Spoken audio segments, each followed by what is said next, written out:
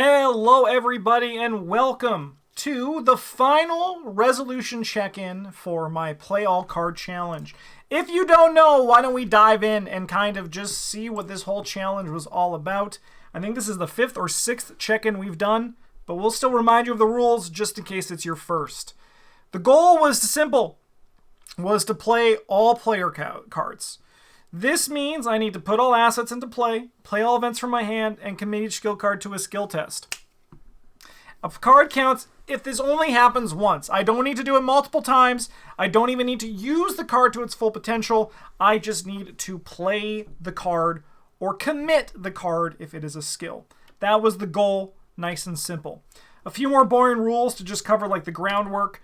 Events and assets do not count as played if they are committed to a test. Only skill cards count as played if they were committed to a test. I still need to actually play the events and the assets.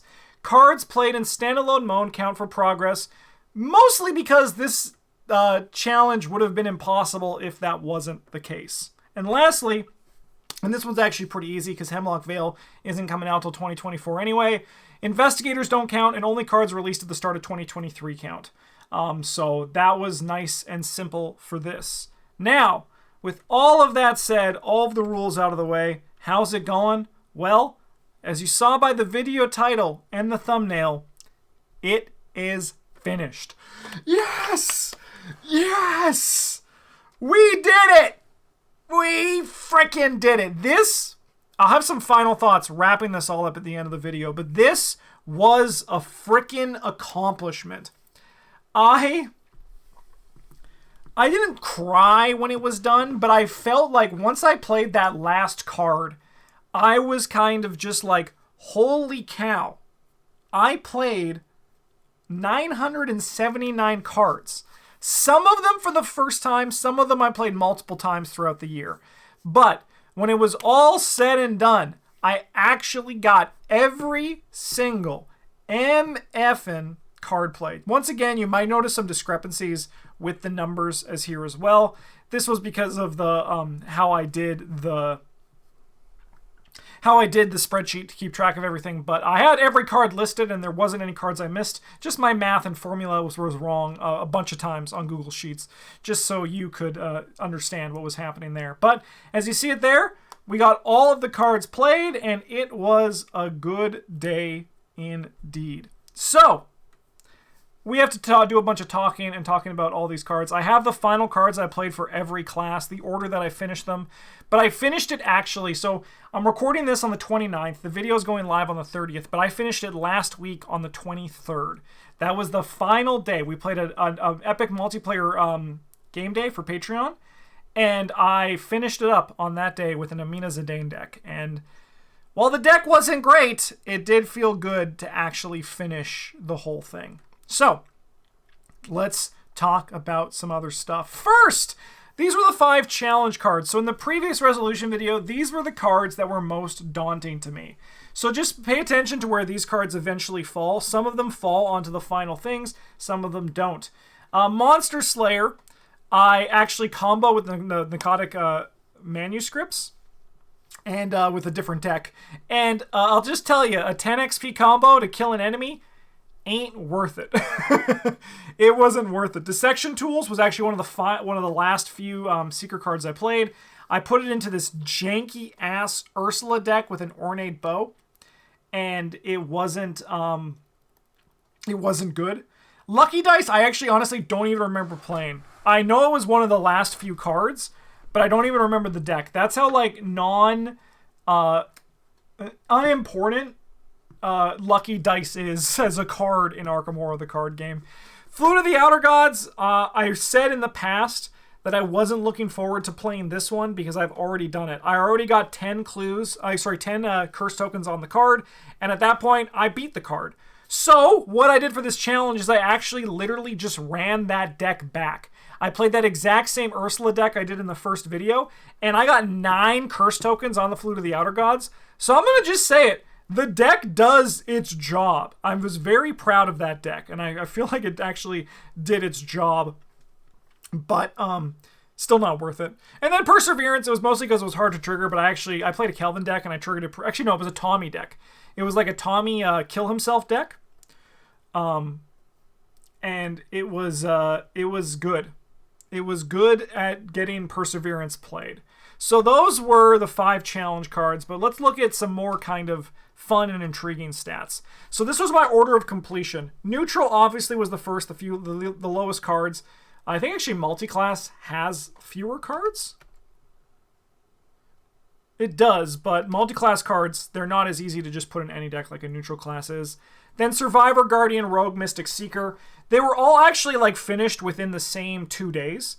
So I got through the last cards of Survivor, Guardian, Rogue, and Mystic on the 22nd, and I completed Seeker on the 23rd.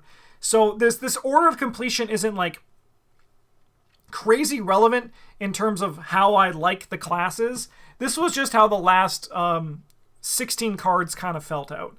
So like on last Friday on the 22nd, on stream I put 15 cards in 4 decks and just kind of like ground my way through the last little bit, which was awesome because I really wanted to avoid playing near the end, playing a game where it was like a deck of just all the cards put together. I wanted to avoid playing a Lola, a Charlie, or a...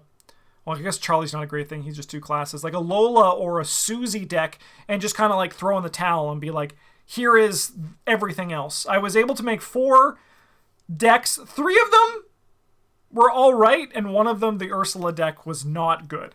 But I was able to at least like try to play the cards. There was not like a deck where I was like, here's the deck that doesn't do anything and it's just all the slop that's left over. I was actually pretty proud of myself for that, so I'm really happy to see that. Those might see play on the channel one day, or they'll probably be on Patreon if they're not here.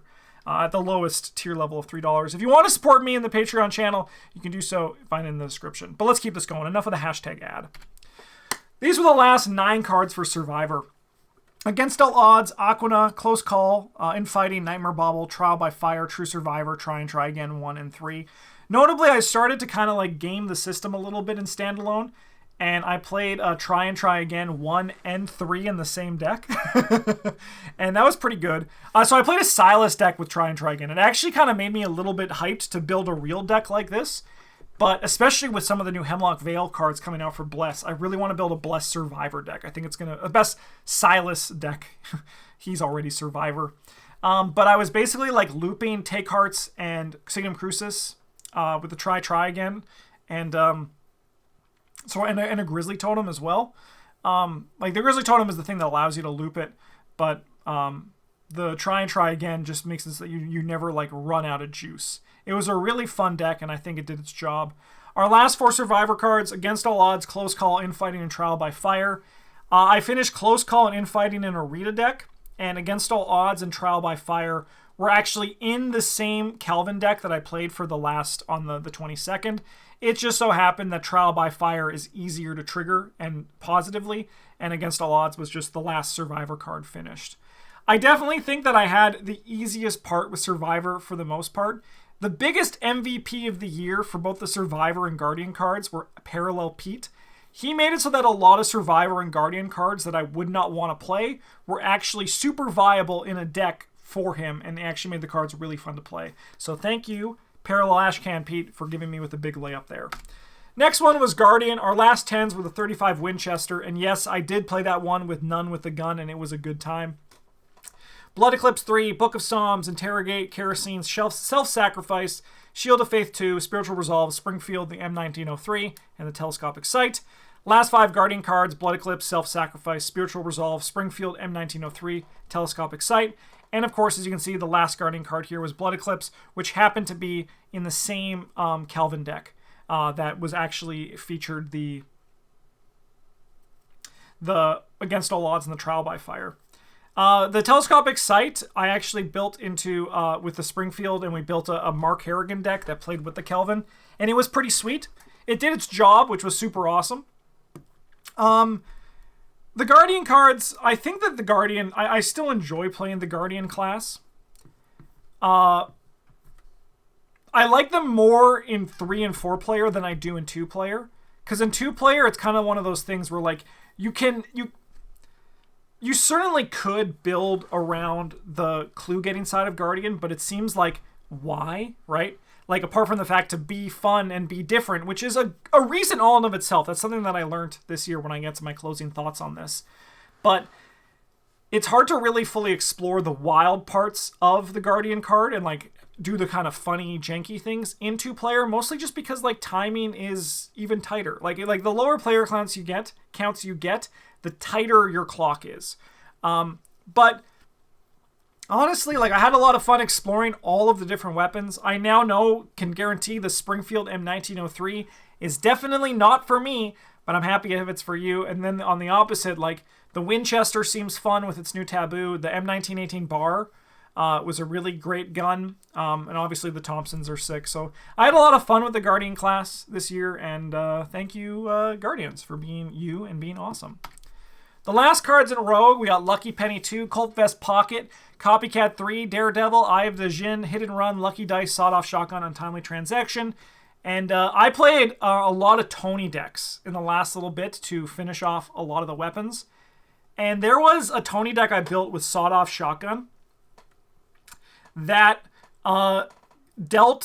it killed the spoilers for, I can be as mild as I can. There's 2 bosses in, like, one of the last few scenarios of Carcosa, and Tony killed them all in 1 turn. It was insane. So I had a lot of fun playing with Tony and discovering the power of the rogue weapons.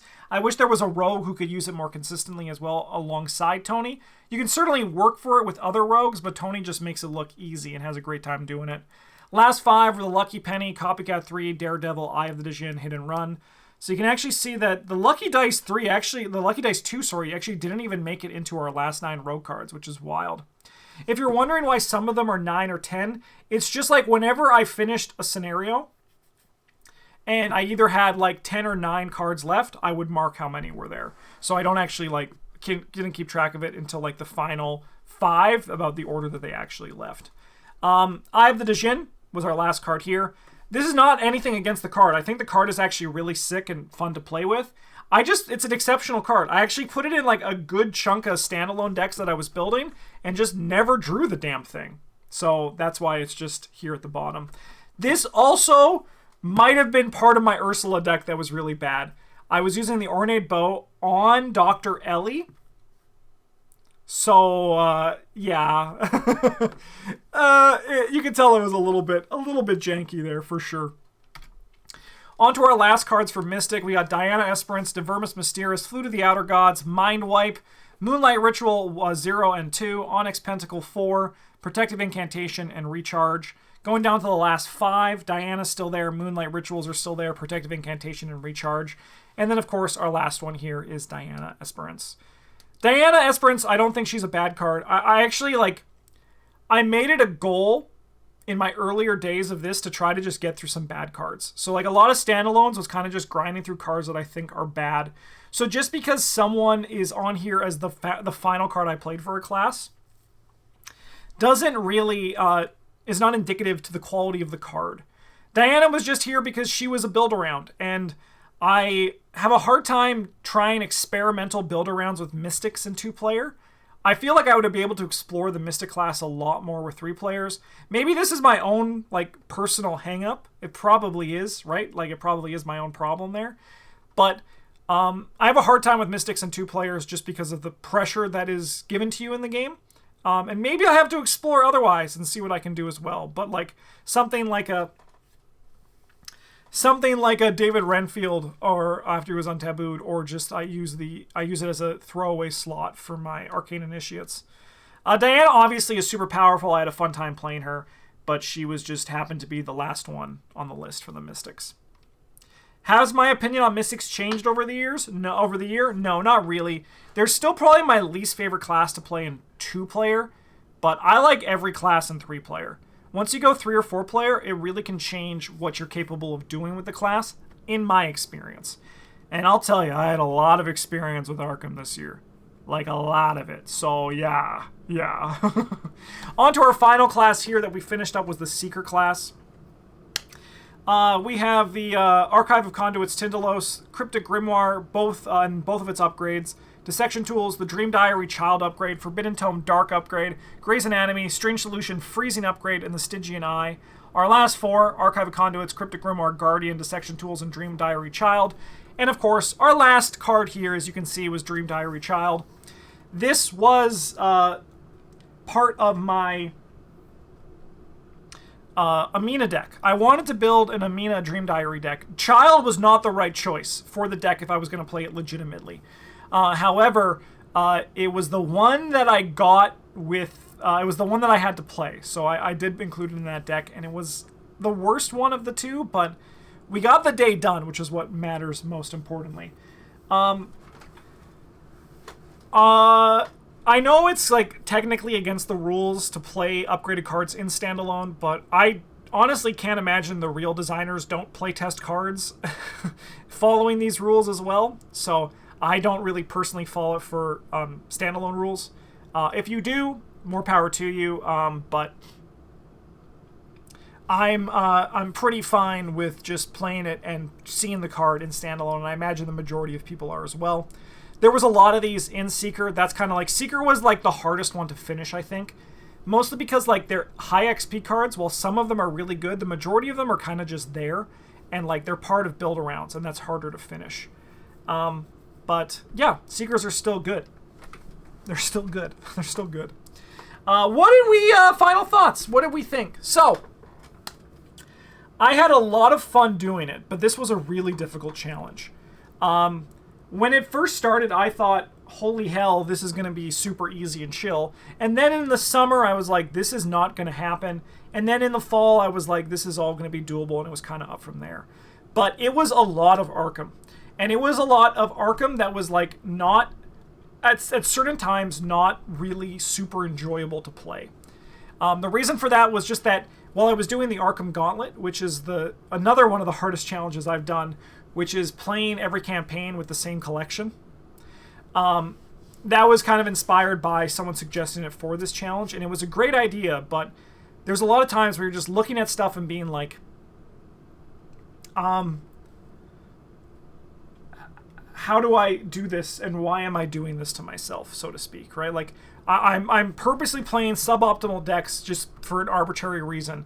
And at times it made it very hard to actually find the inspiration to play and record Arkham. However, with that, it also was kind of fun to try out stuff that I've never tried before. And I also learned more about Arkham this year than I ever thought possible. At this point now, I think that I can build a deck that functions at 100%, like, very, very, very confidently. I've built a lot of decks this year, a lot of janky decks built around strange things, and those decks kind of just did exactly what they wanted. The exception would probably be that Ursula deck, but that's actually mostly also because I played it in a standalone in the Secret Name, which is the rat one, which is basically all about punishing you for having stuff, basically doing your job. So I think that maybe that deck could have been better in a different scenario, but it always did what it wanted. It actually did what it wanted like 3 or 4 times, but then the game just kept taking it away from me. So I also learned more about just how I approach a card in Arkham Horror, the card game. And at the end of 2022, I was very much of like, in my mindset, that this card only functions here and it cannot function anywhere else. Or alternatively, this card is always good or this card is always bad.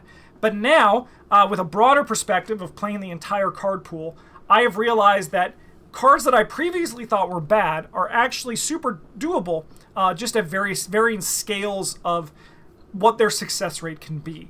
So now my evaluation on cards has changed completely from, instead of just a binary or even like 3-pronged of good, okay, or bad, but now it's just like, I can see where this card might fit, what it could do, what it changes for certain investigators, and like my entire perspective on the game has changed because of this. I don't recommend other people do this. If you do, just try to like do it over a long period of time. Just be like, hey, I'm going to keep track of all of the Arkham cards that I play and try to get through them in a certain amount of time. If, like, when I'm done Arkham, I just want to play all the cards. Turn it from play all cards in 1 year to just play all the cards, and you'll have a less stressful time than I will. Because I'm also helped by being a content creator. So I'm, like, always recording, and this was still a big challenge for me. And with all that said, never say never, but I don't plan on doing a challenge of this size again. The card pool is only going to get bigger, knock on wood, like hopefully, right? Like we want the card pool to keep getting expansions. We want there to be new content for the game, but I don't think I'm going to try something like this again. There's going to be over 1,000 cards after Hemlock Vale comes out, and I don't really think it can be mentally feasible. It's a tough challenge, and I don't plan on doing it again. However, never say never. You might might not know what happens. And a little bit of a bummer at the end of this. I was trying to build decks for some patron gameplay, and I was kind of like, I have nothing I want to do in Arkham anymore. I kind of did it all in 2023. So that's going to be a weird transition period, because throughout the entire year of 2023, I could look at a list of cards and be like, I need to build around this one. But now I don't have that. And I honestly feel like I have run out of ideas for what to do in Arkham. So I don't know how this is going to go. I might do some user-built decks for a little bit just to kind of see.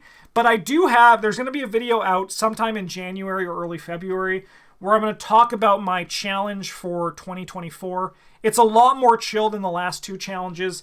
It's kind of just, it's nice and simple in comparison, and I think it's going to be pretty fun.